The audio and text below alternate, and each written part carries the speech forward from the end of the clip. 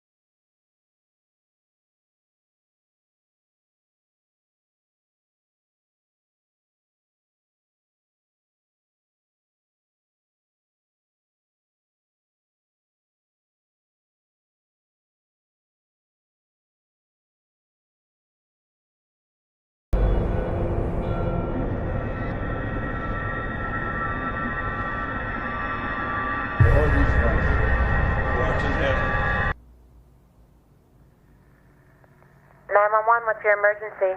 I think my girlfriend overdosed. Is she breathing? What's your address? Hello? No, she's not breathing. What's your name and your address?